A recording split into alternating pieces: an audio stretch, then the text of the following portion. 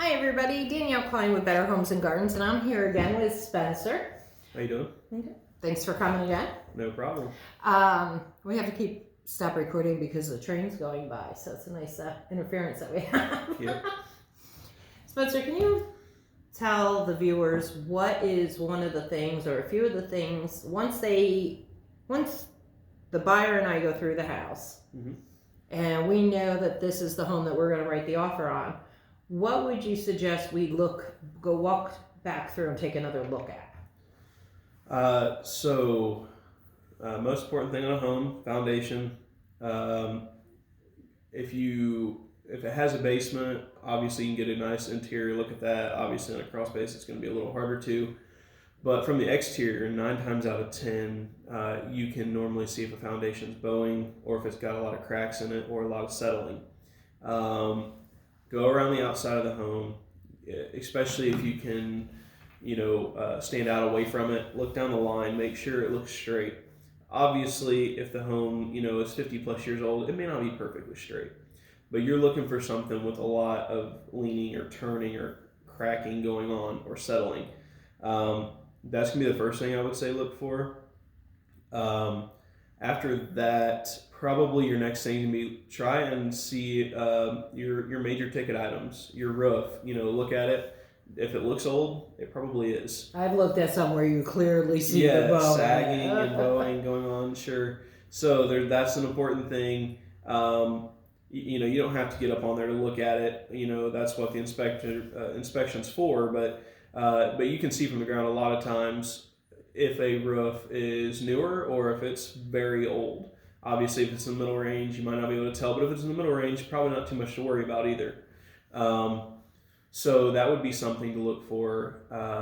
Also, another thing would be when you're going inside, keep an eye out for large cracks inside the home. That's going to indicate more than just settling issues or major settling issues, one or the other. So when you talk about big, can I put a quarter pen inch in it, plus. or okay. A pen really even I guess the whole pen. Right. If you can put the whole pen in it, that's a huge crack. Okay. And that's something that I would definitely start asking questions about.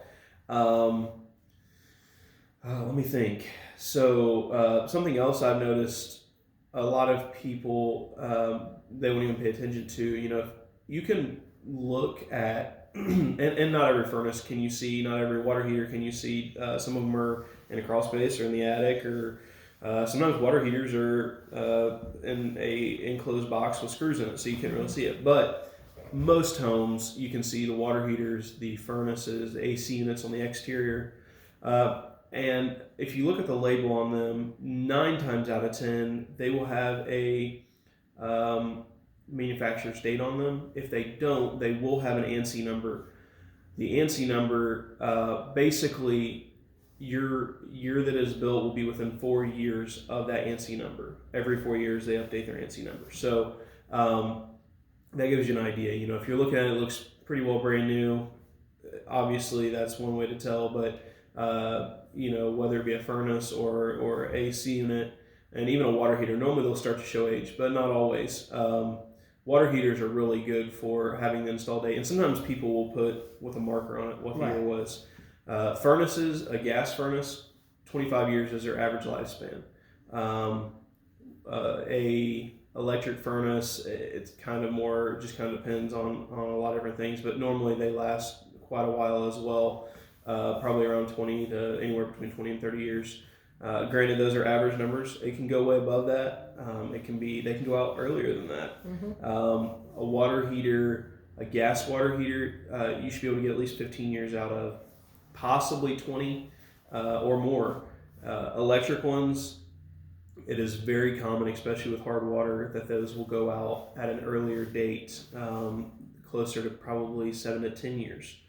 And then an AC unit, the average lifespan is between 10 and 15 years. So, if you're looking at a unit that's already 20 years old, it may still operate fine now, but expect to have to do repairs or replace that in the future. Those are your biggest expensive items outside of your foundation and your roof. So those are things I would say look out for. Everything else inside of a home, really is not that terrible as far as doing updates on. You can repaint, you can repair cracks, you can put in GFCIs. Yeah, GFCI outlets, everywhere within 6 feet of water. Those are all things that, and also the home inspector will catch, and more than likely be able to get repaired before you have to move in anyway. So question on that: outside, do outside ones have to be? Yes. Okay. On the exterior of the home, the garages, whether they be attached or detached, and then anywhere within 6 feet of water within the home, should be GFCI protected. With the exception, they do recommend that you have GFCIs at like washers and dryers and sub pumps, because those are water sources. I highly recommend against doing that, and I know a lot of other inspectors will as well, because of the fact GFCIs are meant to trip upon power surge. As you know, a washer or a sub pump, either one, will go from one range of power to another range by changing cycle, or a sub pump, once it kicks on, it'll pull a strong surge of power. The problem is that if you lose power by that tripping, suddenly you've got an issue. If you just went on vacation, you're going to come back to a load of laundry. It's not washed and possibly moldy, depending on the circumstances. Your sub pump, 9 times out of 10, sub pumps are there for emergencies. If you're on vacation and your crawl space or your basement, wherever it be that sub pump is found, if that starts getting a lot of water in it, that sub pump starts working, then it trips out, you're gonna have a flooded house. And so normally you're not gonna be around those areas to get shocked by anything anyway. So it's one of those things that I say it's more common for those to get tripped out than not. So I highly recommend that you avoid those areas. Now, we do recommend that when, although we do say we don't recommend GFCIs, we do recommend that those outlets that those be plugged into only have the single outlet receptacle instead of the double. That is something that they do recommend as an alternative to that. So good advice. Yeah, that's what we look out for, though, and that's what we would suggest that you look at as clients. Go through a home. If you're buying a home, that's a huge investment. Go through that thing. I mean, just crazy. Just look at everything. Open cabinet doors. Try everything out. Flush toilets. You can find out a lot of stuff about a home before the inspector ever gets there if you just look into it a little bit. Now, obviously, you can't go crawling around the attics or on the roof or in the crawl space, but the things that are right there in front of your face, though, you'll be more apt to catch, and that will save you in the long run. Great. Now, how can people find you if they want to have a home inspection with you? So I'm pretty available. You can find really about anywhere. So my phone number, obviously, you can call and schedule that way. Cell phone number is 417-247-6338. And then my office number is 765-935-HOME, which is 4663. You can call on either number and schedule. If I don't answer, just leave a voicemail. I'll get back to you really quickly. Now, you can also actually schedule and look me up online at www.firstchoicephi.com. Now, that is one ST, not first spelled out. So if you look up the other, I don't know that you'll actually find me. But you can get on that website. You can look up. I've got pictures on there.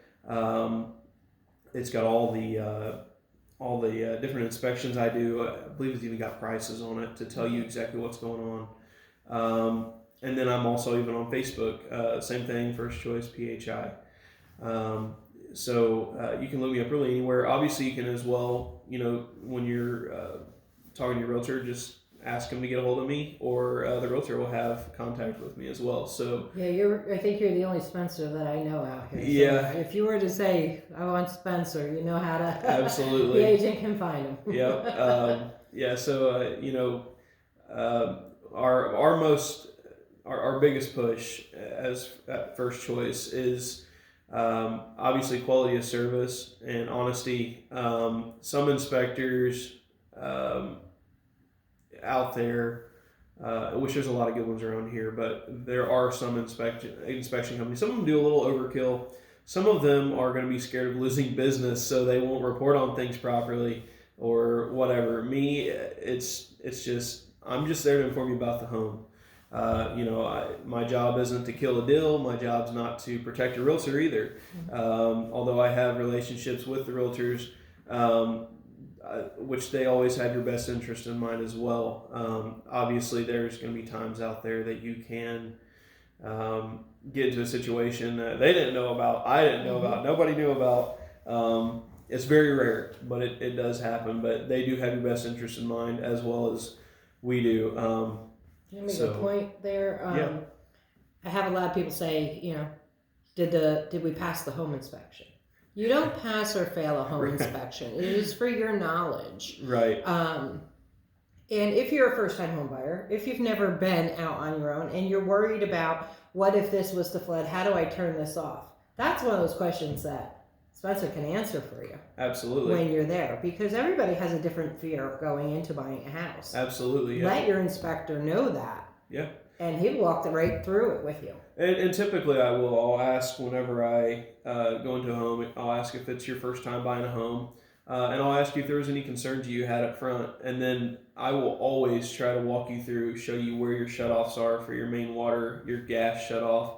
I'll even show you, your electric panel, but I'll even show you simple things like where your furnace filter is. If I can give you any recommendations on that, I will. Boilers, a lot of people don't know about boilers, but if you, if I see a person, I'll ask them, I'll say, hey, do you know anything about boilers?